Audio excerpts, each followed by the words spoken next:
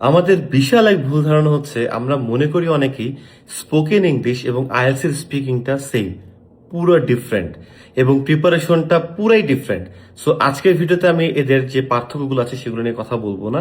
আজকে আমি আইএলটিএস এর স্পিকিং এ কিভাবে আমরা 7 বা 7.5 অথবা 7+ এটা পেতে পারি, এটা সুন্দর 4টা ওয়ে দেখাবো এবং 2টা বোনাস পয়েন্ট নিয়ে কথা বলবো। সো ভিডিওটার A to Z দেখবেন যাতে করে আপনি জিনিসগুলো বুঝতে পারেন এবং অ্যাপ্লাই করতে পারেন। সো 4টা ওয়েতে বেসিক্যালি আমরা কিন্তু আইএলটিএস এ ভালো স্পিকিং এর ভালো স্কোর পেতে পারি। সেটা হচ্ছে ফার্স্ট অফ অল আমাদেরকে যেটা করতে হবে, আমি এক এক করে বলে যাচ্ছি।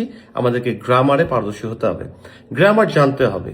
তার আগে আমাকে বলতে হবে এটাই যে স্পিকিং ইংলিশ স্পিকিং তো একটা বিষয়, বাট স্পিকিং আমি যে কোনো ল্যাঙ্গুয়েজে স্পিক করতে যাই না কেন, সেটা বাংলা হোক বা ইংলিশ হোক, যেটা হোক না কেন, সেটা আমি যদি নার্ভাস হয়ে যাই তাহলে কিন্তু আমি কথা বলতে পারি না। ফর এক্সাম্পল, আমাকে একটা মঞ্চে তুলে দেওয়া হলো, আমাদের ভিতরে কিন্তু নার্ভাসনেস চলে আসে, তখন আমরা বাংলাও বলতে পারি না। তো সেখানে ইংলিশ স্পিক কিভাবে করবো একজন এক্সামিনারের সামনে, ঠিক না? সো আমাদের এই প্রত্যেকটা জিনিস মাথায় নিয়ে আগাতে হবে। সো ফার্স্ট অফ অল আমাদেরকে গ্রামারটাকে জানতেই হবে। আমি কি কথা বলতেছি সেগুলো কি, বাক্যগুলো কি ঠিক হচ্ছে কি হচ্ছে না। যেমন আমরা কি বলবো যে আমার যোগ্য আছে নাকি আমার যোগ্যতা আছে।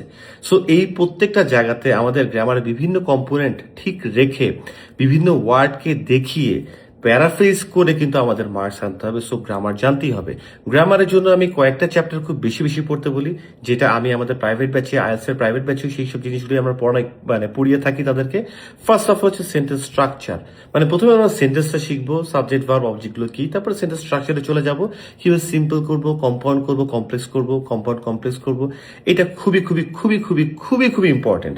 এরপরে আমি বলি পার্টস অফ স্পিচ, কারণ ওই যে সিম্পল স্ট্রাকচার যদি আমরা 3টা ওয়ার্ড দিয়েও আনি, তাহলে এটাকে কিভাবে অ্যাডজেক্টিভ বা অ্যাডভার্ব দিয়ে আরো বড় করতে পারি, এই জিনিসটা আমাকে শিখে নিতে হবে। প্রিপোজিশনগুলো কোথায় বসে জানতে হবে, এবং বিভিন্ন সময় অ্যাডজেক্টিভ, অ্যাডভার্ব বা নাউন আনার জন্য সাফিক্স গুলো কি, এটা ইম্পর্টেন্ট, অনেকে পড়ায় না। সো সাফিক্স দিয়ে যে চেঞ্জ করা, যেটা আপনাদেরকে শিখতে হবে। আমাদের সাবজেক্ট ভার্ব এগ্রিমেন্ট দেখতে হবে, কারণ সেন্টেন্সটা যদি এরকম একটা লাইন থাকে ফর এক্সাম্পল, আর ধরেন আপনার দিক থেকে কি হবে, এদিকে ধরেন সাবজেক্ট, হ্যাঁ, এদিকে হচ্ছে পুরো বডিটা, তাহলে এইটার সাথে এই ভার্বের যে ম্যাচটা, এটা বুঝতে হবে। আবার এই অবজেক্টের দিকের জায়গাটায় প্যারালিজম বুঝতে হবে, যাতে করে ওই দিকটা আমাদের ঠিক থাকে। এরপর আমাদের টেন্স তো বুঝতেই হবে, কারণ পুরো গ্রামারের 70% রোলই প্লে করেছে টেন্স। আর শেষে আমাদের প্যাসিভ করতে হবে কিছু কিছু জায়গায়, যে আমরা ভয়েস চেঞ্জ শিখবো, বাট সবকিছু শেখা লাগবে না, এর মধ্যে অনেক কিছু কাটসাট করতে হবে, আবার অনেক কিছু একটু ইনক্লুডও করতে হবে। বাট মোদ্দা কথা হচ্ছে এই কয়টা আপনি চ্যাপ্টার করে রাখবেন, ইনশাল্লাহ আপনার গ্রামার ভালো হবে। যা বলবেন আপনি বলবেন, সো যা জানবেন আপনি তাই বলবেন। সো এগুলো শেষ, গ্রামার শেষ। সেকেন্ড যে জিনিসটা আপনাকে করতে হবে সেটা হচ্ছে আইডিয়া জেনারেশন। আমি আবারও বলছি, এটা স্পোকেন ইংলিশের জন্য না, এটা কিন্তু আইএলটিএস স্পিকিং এর জন্য। সো আইএলটিএস স্পিকিং এর যে জিনিসটা হয়, আপনাকে একটা দক্ষিণ দিয়ে কোশ্চেন করবে, পরে কোশ্চেনটা আপনাকে উত্তর দিক দিয়ে করবে। তার মানে হচ্ছে আপনাকে হবিতে কথা বলতে বলতে হঠাৎ করে বলতে পারে ট্যুরিজম নিয়ে, হঠাৎ করে ফুড নিয়ে, বিভিন্ন টপিক নিয়ে কিন্তু কথা বলবে। সো এই জন্য আইডিয়া খুব দ্রুত শিফটিং এর একটা বিষয় আছে, যেটা আমাদের প্র্যাকটিসে নেই। কারণ আপনি ডাক্তার, আপনি ইঞ্জিনিয়ার, আপনি টিচার, আপনি একটা প্রফেশন আছেন, অথবা আপনি একটা স্টুডেন্ট, আপনার ব্রেন কিন্তু এক এক জায়গায় এঙ্গেজড। সো মাথায় রাখতে হবে আর কি, আমাদের এই জায়গায় যে আইডিয়া শিফটিং এর যে একটা প্র্যাকটিস, এটা কিন্তু আমাদের করা হয় না। আমি আমাদের পার্সোনাল স্টুডেন্টস, আমাদের পেজের স্টুডেন্টস বা যারা যারা আইএলটিএস দিচ্ছে, তাদেরকে একটা রিকমেন্ড করি একটা জিনিস, সেটা হচ্ছে আপনি যখন বের হবেন সকাল থেকে সন্ধ্যা পর্যন্ত 20টা ডিফারেন্ট টপিকে 5টা করে সেন্টেন্স বানান। 20টা টপিকে আপনি একটা গাছ দেখছেন, 5টা সেন্টেন্স বানান, হোক সেটা সিম্পল সেন্টেন্স, সহজ সেন্টেন্স, কোনো অসুবিধা নেই। আপনি একটা ট্রাফিক জ্যাম দেখছেন, 5টা সেন্টেন্স। আপনি একটা বাড়ি দেখছেন, 5টা সেন্টেন্স। সো যাই দেখছেন, ফুড দেখছেন, রেস্টুরেন্ট দেখছেন, হোয়াট এভার ইউ সি, 5টা সেন্টেন্স। তারপর আপনি চেষ্টা করেন কি পূর্বের ঘটনার কোনো একটা এক্সপিরিয়েন্স নিয়ে 5টা সেন্টেন্স। তারপরে ফিউচারে কোনো ঘটনা নিয়ে 5টা সেন্টেন্স। খুব ইজি ভাবে আপনি কিন্তু যেতে পারবেন, দেখবেন যে আপনার কোনো সমস্যা থাকবে না। সো এটা করে কি হবে, ব্রেনকে আপনি একটু একটু করে ট্রেন করতে পারবেন। সারাদিনে 20 বার করলে বিভিন্ন টপিকে ব্রেনকে সুইচ করানো, এটা কিন্তু এটা অভ্যাসের বিষয়। থার্ড যে জিনিসটা আপনাকে করতে হবে সেটা হচ্ছে মিরর টক। মিরর টক চোখে চোখ রেখে, যে বললাম না নার্ভাসনেস এর কথা। সো আপনি যখন আয়নায় চোখে চোখ রেখে আপনি কথা বলবেন, তখন আপনাকে দেখে আপনি বুঝবেন যে আপনার একটু নার্ভাসনেস লাগছে, বা বলছেন কেমন লাগছে, একটা আনকমফোর্টেবল সিচুয়েশনে পড়ে যাবেন। সো সেইটাকে কিন্তু আপনি মিরর টক করে করে এটাকে আপনি সলভ করতে পারেন। যদিও আমি মিরর টকটা সবাইকে এত বেশি রিকমেন্ড করি না, but still you can try this, okay. And fourth জিনিসটা হচ্ছে খুবই খুবই খুবই খুবই ইম্পর্টেন্ট, এবং এটা আমাদের স্টুডেন্টস যারা থাকে তাদের একদম প্রতিদিনের রুটিনের মধ্যে এটা থাকে, রুটিনে এটা করতেই হবে, সেটা হচ্ছে শ্যাডোয়িং। শ্যাডো মানে ছায়া, মানে এই যে একজন যাচ্ছে তার ছায়া যেখানে যেখানে যাচ্ছে। ইট মিনস আপনি একজন স্পিকারকে নিবেন, বাট ইটস ইম্পর্টেন্ট যে আপনি কাকে নিচ্ছেন। ইংলিশ স্পিকার নিতে হবে। এখন আমি সবসময় রেকমেন্ড করি এমন কাউকে নিয়েন না যার কথা আপনি কিছু বুঝেনই না। সো এমন কাউকে নেন যার কথা আপনি কিছুটা বুঝেন কিছুটা বুঝেন না।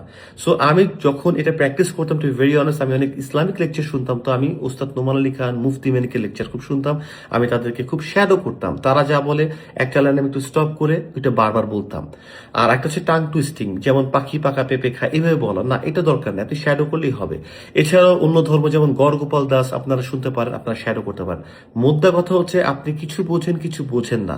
সো আলটিমেটলি আপনি এদেরকে দেখেন, আপনার যার কথা শুনতে ভালো লাগে আপনি শোনেন, তাকে আপনি চেষ্টা করেন যে রিপিট করার জন্য, যা যা শুনবেন তা রিপিট করবেন 20 বার 30 বার করতে করতে করতে জানি মানে থাকে না মুখ থেকে থুতু শুকায় যাচ্ছে, এইভাবে আপনাকে করতে হবে। তাহলে হবে কি আপনার জিহ্বার সাথে মাসেলের বিভিন্ন জায়গার না অনেক সময় একটা সেন্টেন্স থাকে আমরা জানি, গ্রামার জানি, বাট আমরা বলতে পারছি না। সো এই যে একটা কি বলে এটাকে জড়তা, সেই জড়তাটা কেটে যাবে। সো এই 4টা জিনিস হচ্ছে খুবই খুবই crucial. Daily at least half an hour আপনি শ্যাডো করবেন, অ্যাটলিস্ট এন এভরিডে। সো এই 4টার বাইরে যে 2টা বোনাস টিপস দিতে যাচ্ছি, সেটা হচ্ছে স্পিকিং এক্সামের জন্য যে কথা বলছি, মাথায় রাখবেন 1 নাম্বার সেটা হচ্ছে যে সামটাইমস আমাদের খুব কমন টপিক কিন্তু চলেই আসে স্পিকিং এর ক্ষেত্রে। সো আমরা বিভিন্ন টপিক সম্পর্কে একটু আগে থেকেও ধারণা নিতে পারি। সবসময় কিন্তু আইডিয়া জেনারেট করে পরীক্ষার হলে বলাটা সম্ভব না, বাট আগে থেকে যদি আমরা একটু আবছা আবছা ধারণা নিয়ে রাখি, আমরা কিন্তু পরীক্ষা হলে ভালো বলতে পারবো। ফর এক্সাম্পল, আপনি রেস্টুরেন্ট নিয়ে কথা বললে কি কথা বলতে পারেন, আপনি বুঝলেন যে ঠিক আছে এটা ফুড একটা আছে, রেস্টুরেন্টের ইন্টেরিয়র ডিজাইনটা কি হতে পারে, এটা কোথায় লোকেটেড, অ্যাড দিব না কি দিব, ফুডের কুইজিন দিব, খাবারটা মজা, ডিলিশিয়াস, স্ক্রামশাস, মাউথ ওয়াটারিং, এই যে একটা জাস্ট ধারণা। এরকম কিছু কিছু টপিক আপনি মাক্কার বই থেকে পাবেন, আপনি ক্যামব্রিজ থেকে কিছু গিভেন অ্যান্সার্স থাকে।